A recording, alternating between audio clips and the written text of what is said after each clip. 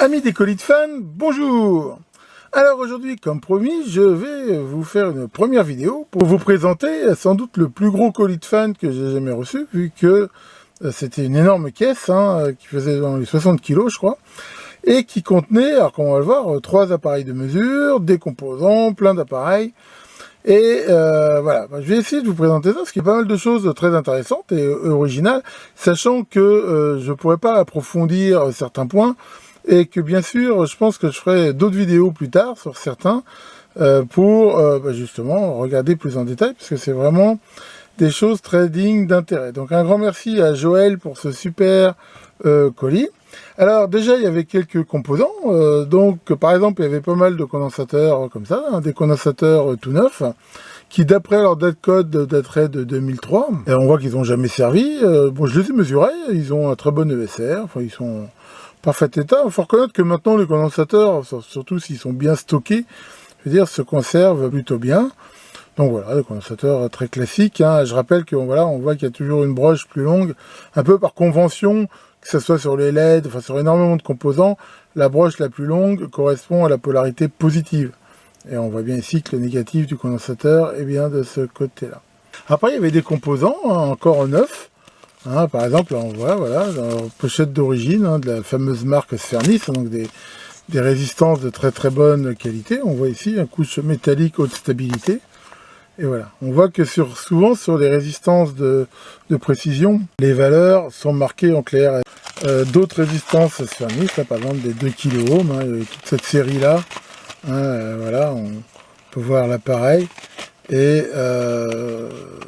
donc voilà, c'est des composants neufs, qui sont bien sûr tout à fait utilisables. Alors ça m'a rappelé des vieux souvenirs, parce que Allen Bradley, c'est un fabricant de résistance qui en a vendu énormément, et de leur résistance a existé, elle se présentait souvent comme ça avec un fond marron, sachant qu'elles existaient en différentes puissances. J'en ai des 1/8 de watt, 1/4 de watt, 1/2 watt. Voilà, là on peut voir que là c'est des modèles a priori 1 watt, et bien sûr avec différentes valeurs. Là voilà, on voit c'est du 680. Mais alors c'est vrai qu'elles étaient parfois assez souvent vendues comme ça dans ces pochettes plastiques avec cette espèce de trucs en carton. Et je sais que déjà, il y a très très longtemps, je veux dire au siècle dernier, j'avais pu récupérer comme ça tout un lot de résistance sous cette forme-là. J'avais passé des heures à trier ça, mais j'en ai encore plein de ces résistances. Et si on regarde, d'ailleurs, il y a beaucoup d'appareils dans les trucs Tektro et tout qu'ils utilisent. C'est des résistances je veux dire, très très classiques, et qui, ma foi, sont pas mauvaises, même si elles commencent à avoir un peu d'âge, quoi. Après, il y avait différents composants. Là, on peut voir ces composants-là. Alors, ceux-là, c'est pareil, c'est des composants que je connais, mais j'en avais pas beaucoup, et c'est assez intéressant. C'est des optocoupleurs un peu spéciaux, dans la mesure où c'est des optocoupleurs mis avec des transistors FET. Donc, on peut les considérer un petit peu comme des résistances variables, quelque part. Donc, dans certains cas, ça peut un peu remplacer les composants qui ont une LED et LDR dedans. Mais voilà, ça je pense que je vous montrerai ça. Ça a des champs d'application assez intéressants. Donc voilà, des octofets comme ça. Là, là par exemple, on a des pics. Voilà, 745. Donc là c'est pareil, des trucs qu'on peut bien sûr programmer. Et alors après, c'était un peu... enfin voilà, j'ai commencé déjà à faire un pré-tri pour moi. Donc il y avait par exemple tous ces petits interrupteurs. Donc là on peut voir qu'il y a vraiment du choix de différents types. Enfin ça, je vous ai déjà montré ça. Dans les interrupteurs, c'est assez phénoménal la diversité qu'il y a. Alors ça, c'est assez intéressant aussi, c'est des LED jumbo, vu qu'elles font 20 mm de diamètre. Alors je vous en avais déjà montré des comme ça, mais c'était des modèles où il y avait en fait plein de LED dedans, je veux dire, avec des connexions séparées. Celles-là, elles n'ont que 2 connexions, et les LED à l'intérieur sont montés, je sais plus, il y a une association série parallèle, je crois que c'est plutôt en série, mais elles travaillent avec une tension. Je crois que c'est de l'ordre de 4-5 volts, je crois. Enfin, il faut quand même y mettre une résistance. Voilà, donc ça c'est... J'aime bien ces LED-là, parce que des fois, sur certains appareils, ça permet d'avoir des indicateurs très visibles. Là, ça c'est une fiche SMA. Là, pareil, il y avait tout un assortiment de potentiomètres, et des potentiomètres assez spéciaux et spécialisés, comme on trouvait par exemple très souvent sur les autoradios. Voilà, on peut voir par exemple ces modèles-là, qui... voilà, font à la fois poussoir et ont 2 niveaux de potentiomètre. En fait, on peut tirer voilà, pour faire marcher ces potentiomètres-là, ou ici, comme ça. Donc ça, c'était par exemple, très souvent, on retrouvait ça sur les autoradios, avec, quand on tire, on a de grave aigu, par exemple, là c'est le volume, puis quand on pousse, c'est la mise en route, ou des choses comme ça. Là, on trouve aussi d'autres modèles. Voilà, donc il y a tout ce nombre de pins, là, parce que c'est des potentiomètres stéréo. Et voilà, il y a plein de variations possibles. Là, on retrouve encore un modèle qu'on peut tirer, voilà, et avec des crans. Ça, c'était sans doute des pièces détachées pour réparer. Souvent, comme je dis, c'était des autoradios et trucs comme ça, mais pas que. Et ça, après, voilà, on peut toujours aussi, manifestement, ils sont neufs, on peut les utiliser. Ensuite, il y avait ça, donc ça, c'était des trucs pour pouvoir mettre des cartes mémoire. Là, on a des circuits d'alimentation. Il y a toujours beaucoup de choses. Là, pareil, on va retrouver un assortiment de switch, aussi bien des poussoirs. Voilà. Alors que, je rappelle que ces poussoirs comme ça peuvent être soit à enclenchement, hein, c'est-à-dire que quand on voit qu'on on les pousse, ils restent loqués dans chaque position. Donc ça, c'est bon pour faire des marches arrêt, des choses comme ça. Ou des fois, ça peut être des poussoirs ou des trucs. Donc, voilà. Donc ça, c'est pareil. Hein. C'est toujours intéressant d'avoir du choix dans la mesure où quand on répare, on peut tomber sur plein de sortes de modèles. Après, il y avait des composants, voilà, par exemple des 2N 735, bon, des transistors un peu tout venant, 60 volts, 1 ampère. Attention, hein, je l'ai déjà dit, hein, ça ne veut pas dire qu'ils tiennent 60 watts. Hein. Enfin, donc voilà, donc ça c'est tout à fait utilisable. Et là, c'est pareil, des trucs qui sont intéressants. Là, on voit des trimmers, hein, donc c'est des petits potentiomètres d'ajustage, mais qui, de loin comme ça, on pourrait les prendre pour des transistors. Donc c'est vrai que, je vous avais déjà montré, des fois, le sempiternel standard du boîtier TO5, hein, qui est celui-là, là on voit dessus, il y a une petite vis d'ajustage, je ne sais pas si on voit bien, voilà, et qui permet, donc en fait, ça c'est un potentiomètre, c'est pas un transistor, contrairement à ce qu'on pourrait croire. Mais dans des boîtiers comme ça, j'ai vu des tas de composants, hein. J'ai vu des quartz, j'ai vu des circuits intégrés, même avec 3 broches, enfin voilà, on peut avoir un petit peu de tout. Le boîtier TO5 ne fait pas le moine, si on peut s'exprimer ainsi. Et pour finir, 2 circuits de légende, dont je vous ai déjà parlé, et je vous reparlerai peut-être, qui sont le SPO 256 AL2. Donc je rappelle que c'est un circuit qui est très ancien, hein, il date des années 80, qui permet donc de synthétiser ce qu'on appelle des phonèmes, c'est-à-dire qu'on va retrouver toutes les syllabes, en fait, si on veut, un petit peu des textes, donc A, E, I, CHE, machin et tout, et en les combinant, on arrive à faire des mots. Et il y avait un circuit qui allait avec, qu'on peut voir ici, justement, un circuit de 40 pins, qui, lui, était fait pour marcher avec le SPO 256 AL2, mais en mode conversion texte to speech. C'est-à-dire qu'en gros, il y avait des montages, hein, on pouvait rentrer, généralement on les branchait à la base d'une imprimante, hein, et en basique on faisait print Hello World, et le machin faisait Hello World. C'est un circuit qui a été designé pour l'anglais, il ne gère pas d'autres prononciations, il ne gère pas les accents, les choses comme ça. Donc ça, vraiment des circuits de légende, et je me rappelle, moi, dans les premiers ordinateurs que j'ai eu, j'avais eu un Sinclair ZX Spectrum, et j'avais fait une carte, justement, à la place de SPO 256, et dans Spectrum, vous pouvez discuter avec moi. Ensuite, il y avait 2 turbines, comme ça, hein, on appelle des turbines tangentielles, qui sont une sorte de ventilateur, hein, et qui sont généralement assez performantes, et surtout, en règle générale, plus silencieuses, et plus efficaces que les ventilateurs classiques. Donc, ça alimente en 12 volts, hein, fonctionne, hein. Voilà, hein. Pour info, c'est une astuce que j'ai, hein. Je mets souvent comme ça pour tester, je mets une diode, déjà ça évite de brancher à l'envers, et puis surtout, ça permet de tester assez facilement. Donc là, voilà, je vais y mettre mon alimentation, voilà, et là, on peut voir que si on augmente la tension, alors c'est mieux si on allume la lime, voilà. Donc là, par exemple, je suis à 12 volts, voilà, en fait, ça souffle très fort, hein. Voilà. C'est vraiment bien le vent, hein. Voilà. On voit que c'est relativement silencieux. Si en plus on baisse un peu la vitesse très vite, là par exemple ça souffle encore pas mal, avec vraiment c'est assez silencieux. Donc ça c'est vraiment, ça peut servir à plein de choses.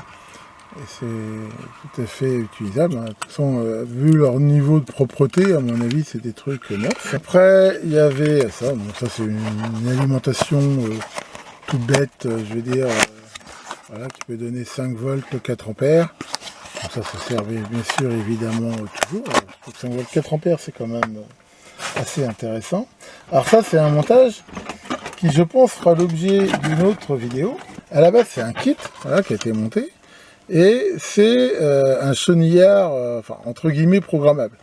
Donc comme on peut le voir, il n'y a pas du tout de microcontrôleur dedans. C'est basé sur une EEPROM qui contient un certain nombre de patterns, avec à la fois un oscillateur et un compteur de programme. Donc avec le bouton poussoir, là on peut défiler, je crois que jusqu'à 64 programmes différents.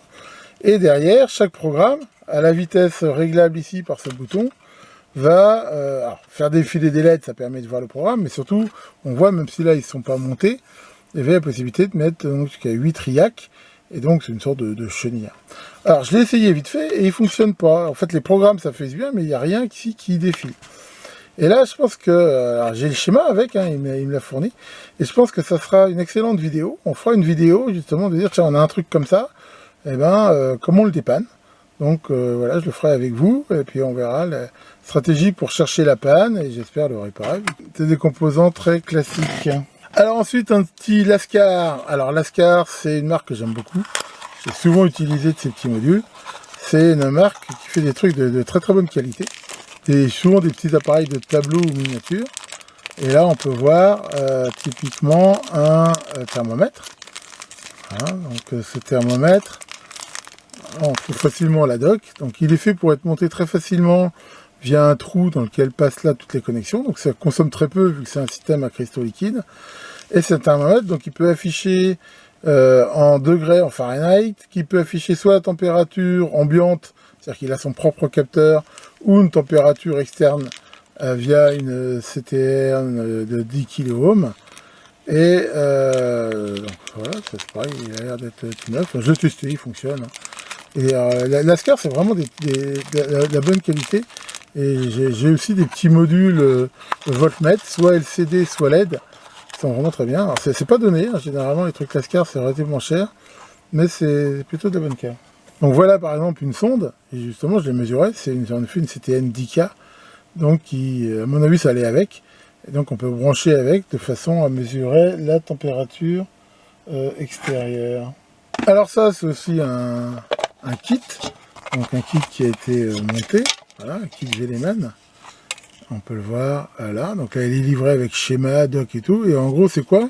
Bah, c'est un analyseur son, c'est-à-dire que c'est fait pour être monté à la sortie d'un ampli, éventuellement en parallèle sur une enceinte, et derrière, bon, il y a plein de programmes qui permettent donc d'afficher un peu comme un équaliseur les différentes fréquences, la puissance, barre graphe sur un truc LCD. Donc c'est pareil, je l'ai testé, ça marche bien. Je vous remontrerai peut-être ça un de ces jours, plus en détail. Parce que là, le problème, c'est que voilà, il y a tellement de choses.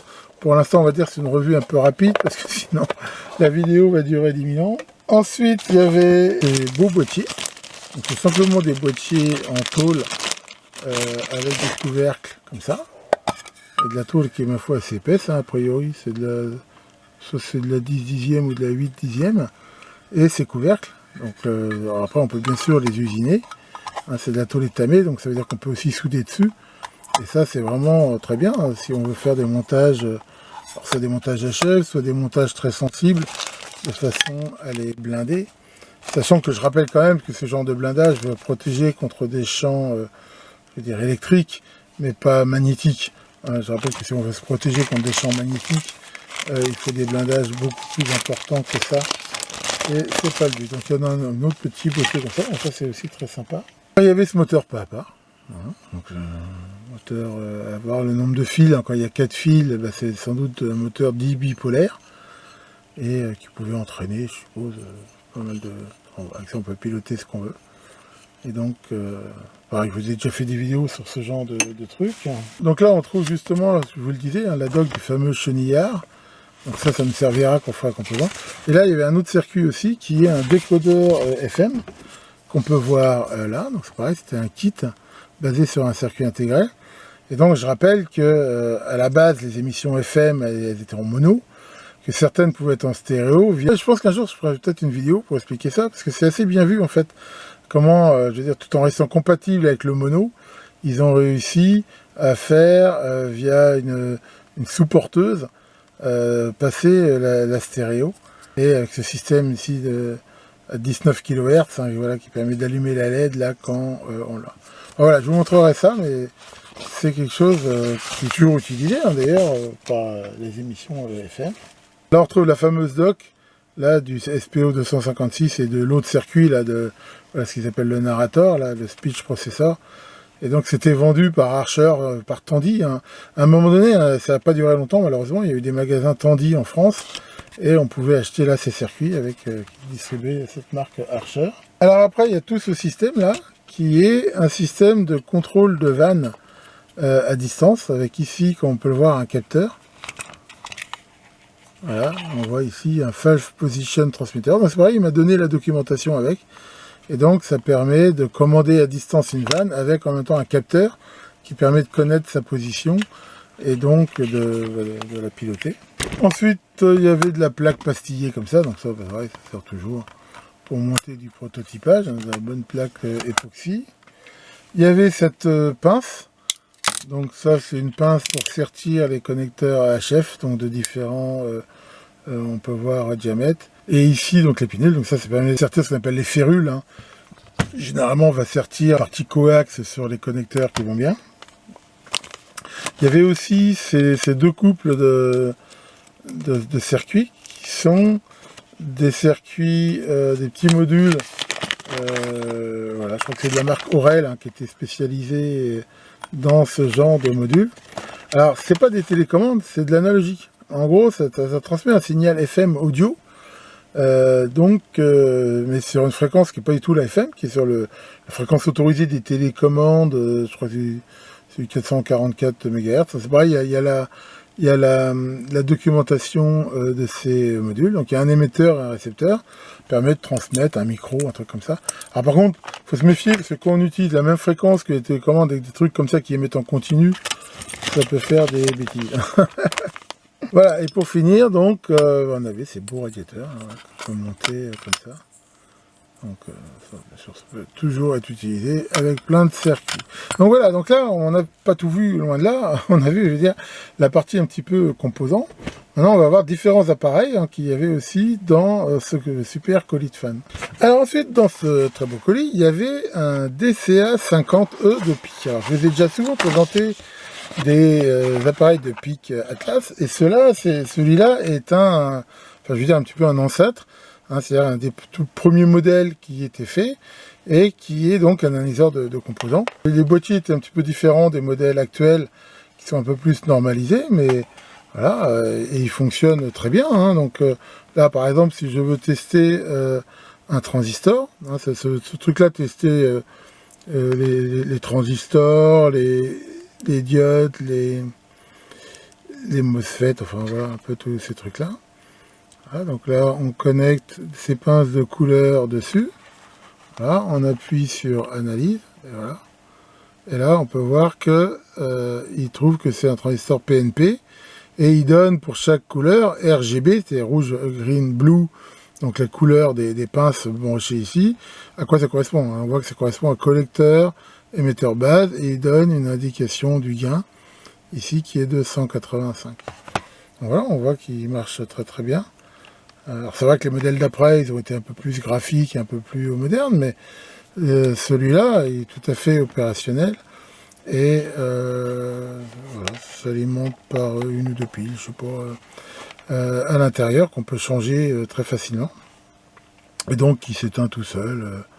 Voilà, enfin, après on peut relancer autant de mesures que l'on veut. Et là, voilà, on voit quand il trouve qu'il n'y a pas de composant, il affiche ça. Donc il y a la notice avec.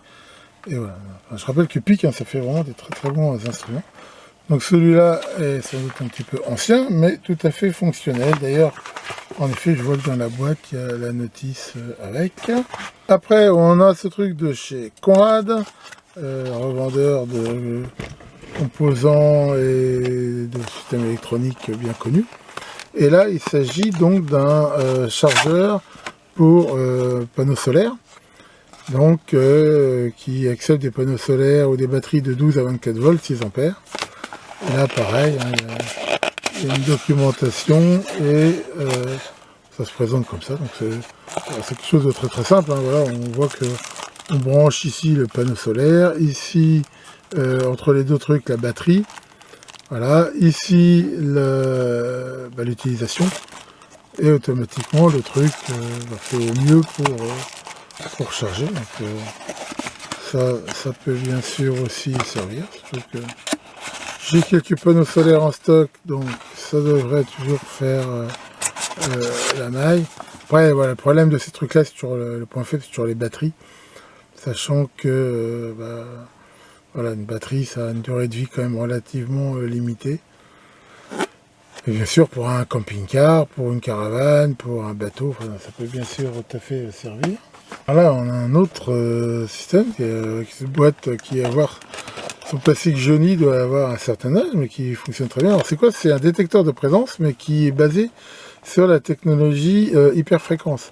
Je rappelle que pour détecter la présence, il y a plusieurs systèmes qui existent, dont un système souvent dit infrarouge, hein, qui est, je vous avais déjà fait une vidéo là-dessus, qui marche avec des lentilles de Fresnel et des détecteurs PIR, alors que là, non, c'est un système donc, qui utilise voilà, un système donc, et par hyperfréquence.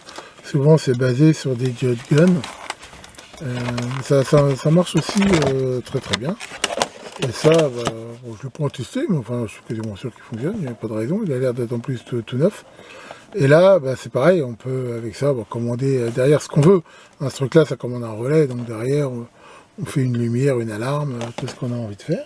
Alors là, quelque chose qui est bien sûr aussi, c'est pareil, je vais essayer de filmer avec un peu de recul parce que c'est assez gros. Et il s'agit d'un Galeb 4 qui est un programmeur universel et qui peut programmer des EPROM, des mémoires flash, des microcontrôleurs. Voilà. Alors c'est un truc, j'ai été voir, hein, on trouve encore le site, ils disent même qu'il y a des mises à jour logicielles, mais alors le problème qu'a ce truc, c'est que il utilise un port parallèle, et le soft qui va avec, c'est un soft qui était fait pour aller sur Windows, mais des Windows qui pouvaient, sur des OS qui autorisaient la commande directe du port parallèle, je veux dire en ayant un accès direct au hardware. Donc ça, c'est plus possible.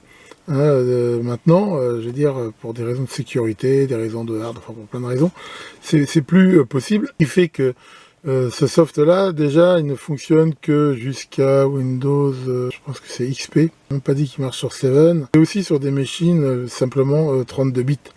Alors c'est vrai que maintenant, des PC 32 bits, avec des OS qui sont tous obsolètes, comme XP, c'est pas très facile à trouver. Donc voilà, c'est un petit peu dommage, parce que je suis sûr que ce truc-là, il fonctionne bien.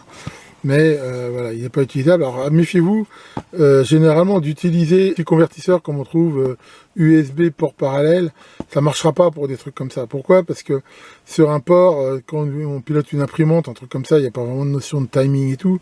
Là, il gérait vraiment les broches du système, je veux dire à la microseconde près, je veux dire avec vraiment en tapant dans le hard direct, ce qui fait que ça ne marcherait pas du tout, je pense, avec des convertisseurs. Alors par contre, ça ne veut pas dire que je ne peux pas l'utiliser. Alors, je dois avoir encore, je ne sais pas où, mais je crois que j'ai encore quelques PC qui sont sur 2000 ou sur XP. De toute façon, j'ai même celui de ma CNC, parce que c'est pareil, ma CNC utilise le port parallèle et j'ai une version qui est donc encore avec un XP, sachant bien sûr, il est plus connecté à Internet, hein, parce que XP et tout ça, c'est des OS qui sont plus maintenus. Je veux dire, voilà, tant qu'on si on les connecte plus à Internet, ils sont à jour, il n'y a pas de raison qu'il y ait des problèmes avec. Enfin, voilà, donc ce programmeur-là. Et derrière, un autre truc, qui est, alors ça pareil, ça pourrait faire une vidéo quasiment à part, c'est une sorte de parce que j'ai compris, d'automate programmable, qui dispose d'un certain nombre de sorties et d'entrées, et qui via un programme, hein, c'est livré avec tout un CD et tout ça, et éventuellement même une prise là de programmation, permet donc de faire des automatismes, par exemple des trucs séquentiels, genre via un thermostat, avec des notions d'heure, de mettre en route des trucs dans certains cas. Enfin voilà, c'est ce qu'on appelle un petit automate programmable, hein, où on peut mettre des conditions de telle heure à telle heure. S'il y a telle entrée, je fais ci, s'il y a telle entrée, je fais ça, et ainsi de suite.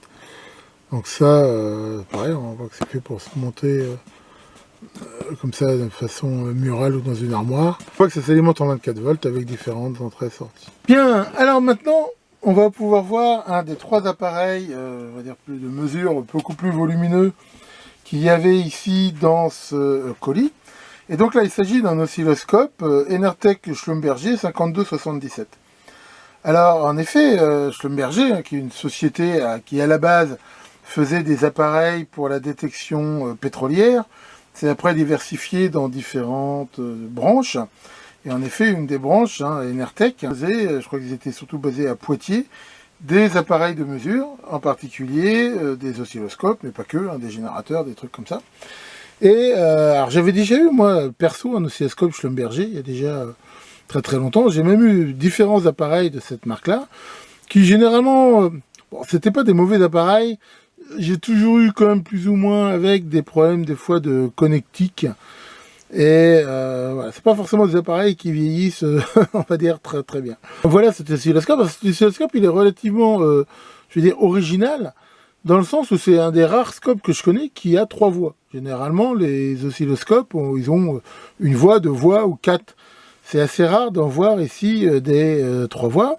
C'est en plus un oscilloscope à mémoire, donc qui a un tube à rémanence variable qui permet donc de choper différents systèmes et de les mémoriser, mais c'est pas du tout une mémoire numérique, c'est une mémoire qui est basée sur un tube, on va dire, spécial. Il avait quand même déjà des tas de commandes un petit peu, enfin pseudo-digitales, avec des tas de possibilités. Là, on peut voir de couplage des entrées, on peut faire ABC, A plus B plus C, A plus B, C, enfin voilà, on voit des combinaisons qu'on ne trouve pas forcément. Il était muni d'une double base de temps. On voit ici B1, B2. Je rappelle que le principe de la double base de temps permet de voir, en fait, de zoomer sur des parties qui arrivent pas souvent. Par exemple, typiquement, on a un signal qui arrive toutes les 20 millisecondes, mais on veut regarder une partie de ce signal-là avec une durée de, je sais pas, 1 microseconde. Ben, on voit que c'est pas possible parce que, je veux dire, il y a une trop grande différence entre ce que l'on veut observer rapidement et la fréquence de répétition du signal. Donc c'est l'intérêt des doubles bases de temps, permettre de démarrer sur le signal lent et à un moment donné d'aller plus vite, sachant que généralement voilà, on peut régler un retard. Et en fait, c'est quel est le délai par rapport au début du signal synchronisé de démarrage de cette seconde base de temps. Et on voit que là, il s'affichait même sous forme numérique. Donc voilà, c'était quand même un oscilloscope assez, je veux dire, complet. Alors, j'ai essayé de le brancher, il ne fonctionne pas. Et il ne fonctionne pas, a priori, parce qu'il est bloqué ici dans un système d'autostock. Alors, Joël m'a envoyé une manip, avec à l'intérieur, on va le voir, il y a une sorte de pile pour garder des réglages et tout, mais honnêtement, sa manip, il doit y avoir un autre problème. J'ai pas réussi à le faire fonctionner. Il s'allume, mais voilà, il y a des commandes qui ne fonctionnent pas. Donc, vous allez voir qu'à l'intérieur, on va regarder vite fait, c'est relativement une usine à gaz. Et alors c'est bien sûr sans doute réparable, mais il faudrait sans doute y passer beaucoup de temps. Voilà, donc comme on peut le voir, hein, si on prend un peu de recul, c'est un appareil qui est très profond et qui est constitué, on va dire, de en gros 3 grosses cartes électroniques, dont une certaine impériale, qui contiennent toute cette électronique. Donc qui est fait à partir de composants discrets. Il y a aussi énormément de circuits MOS de la série 4000. Donc on peut voir en effet là l'emplacement de cette pile 9 volts là, qui permet éventuellement de mémoriser certains réglages. Mais bon, même le fait de l'avoir mis n'a rien fait. Donc là on retrouve globalement la partie alimentation, avec là comme on peut le voir, hein, je rappelle pour ceux qui ne connaissent pas, les terribles condensateurs RIFA argentés, qui sont généralement des condensateurs qui vieillissent très très mal. Et un jour ou l'autre, voilà, ils se mettent en court-circuit et quand on allume le bignou, ça fait une grosse fumée et beaucoup de bruit. Et c'est ces machins-là qu'il faut. Donc voilà, si on voulait garder un tel appareil en prévention, si vous avez des appareils qui ont ce genre de condensateur, Je vous conseille bien sûr de les changer, sinon bah là on voit ces condensateurs chimiques, toute cette partie alim, et après bah, voilà, on peut voir, hein, comme vous pouvez le constater, il y a énormément d'électronique à l'intérieur, sachant qu'on a donc ici toute cette partie-là, à droite tout ce qui va être la partie, je veux dire, gestion de la base de temps, et là, a priori, tout ce qui va être les voies verticales. Là, on va essayer de tourner un peu pour mieux voir. Voilà. Voilà. Là, on retrouve typiquement les circuits d'entrée. Et là, c'est vrai, il y a un petit capot, il se baladait dans l'appareil, il a dû tomber pendant le transport. Et là, on voit très bien le système de cam. Voilà, je ne sais pas si vous voyez, là, voilà. Avec les petits contacts sur le côté. Donc ça, on retrouve ça dans énormément d'appareils de mesure, Tektro et autres. Et c'est une très bonne conception, parce que l'idée, c'est que, voilà, on a intérêt à avoir les connexions les plus courtes possibles. Et donc, pour piloter l'atténuateur d'entrée, bah, voilà, c'est grâce à ces petites cams qui viennent appuyer sur ces contacts.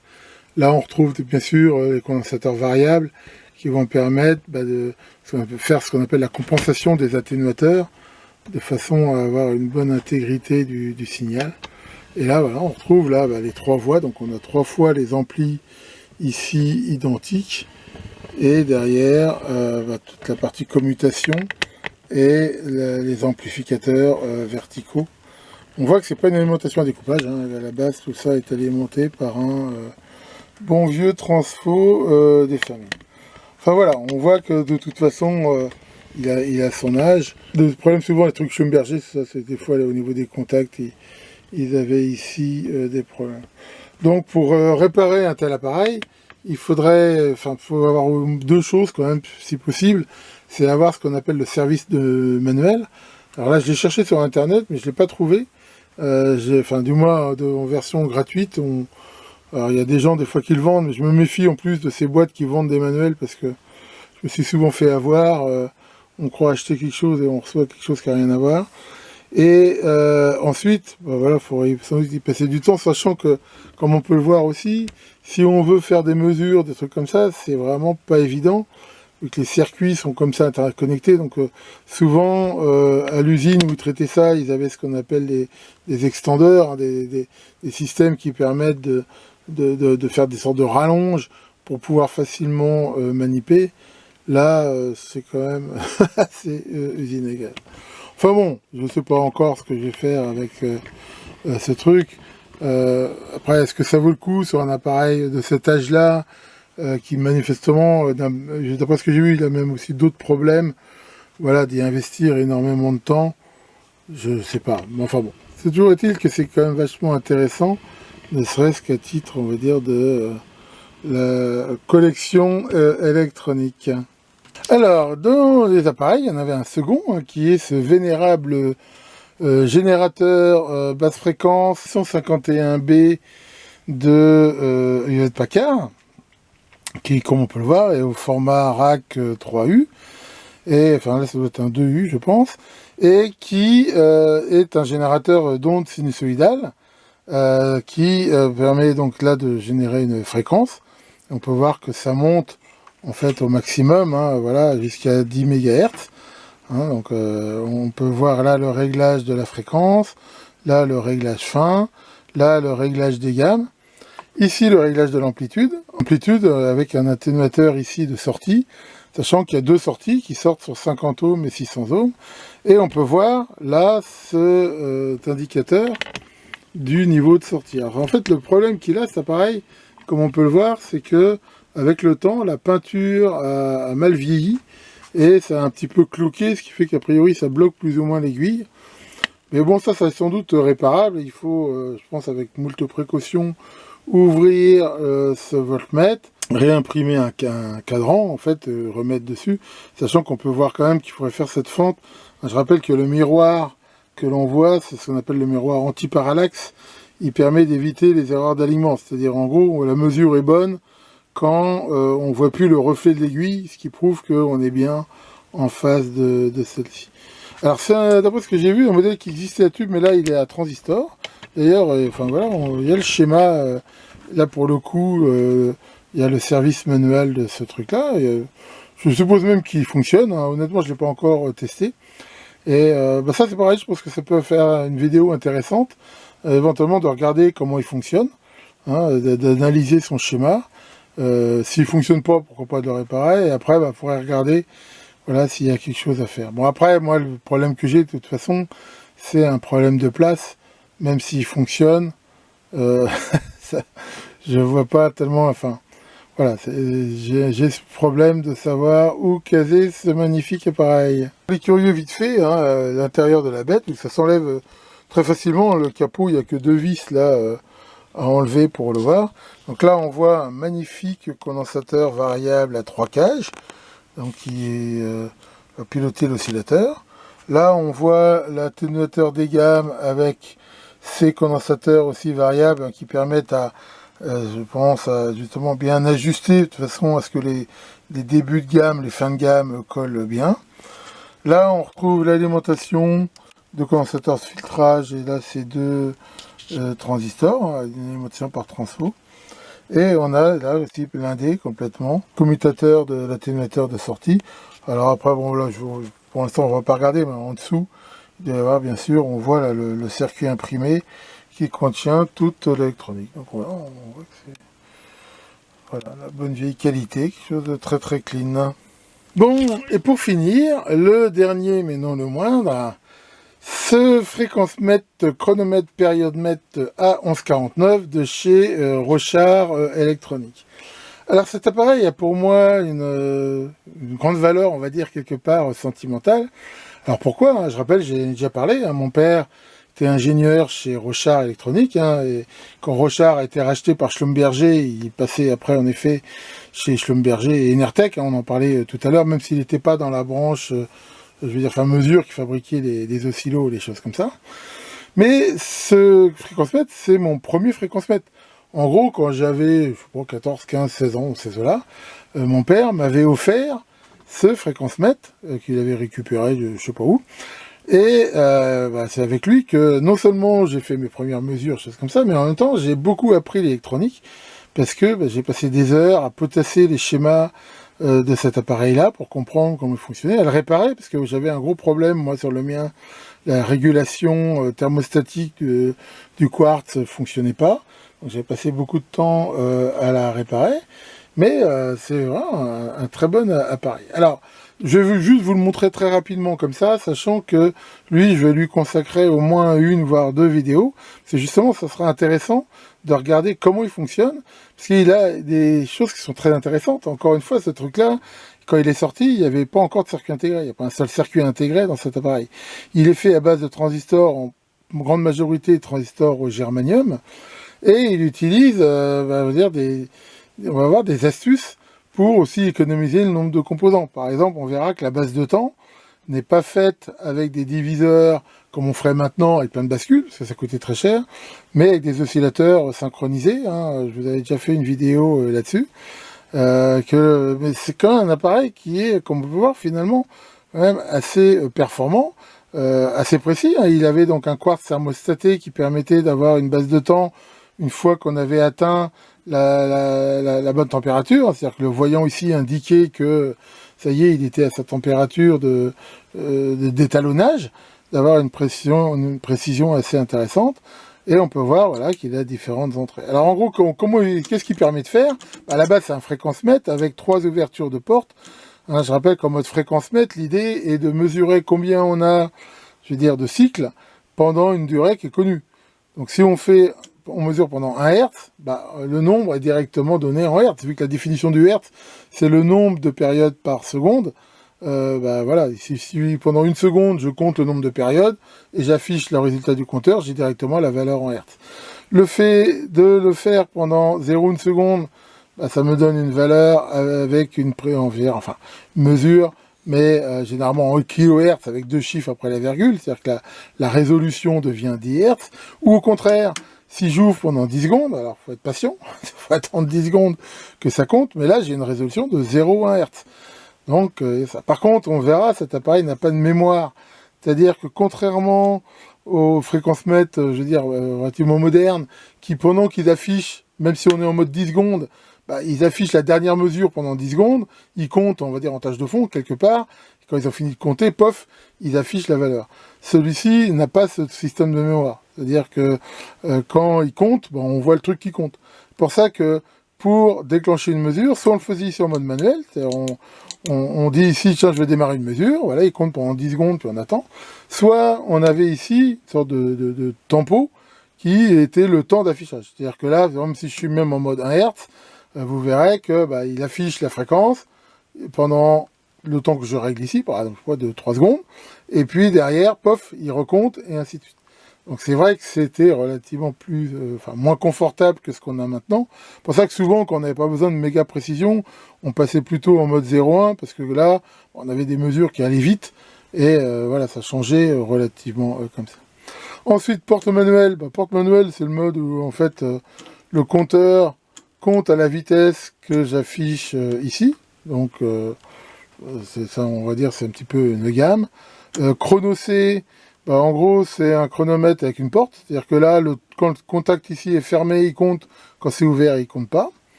Chrono AB, là, il va compter entre une impulsion de départ ici, une impulsion de fin.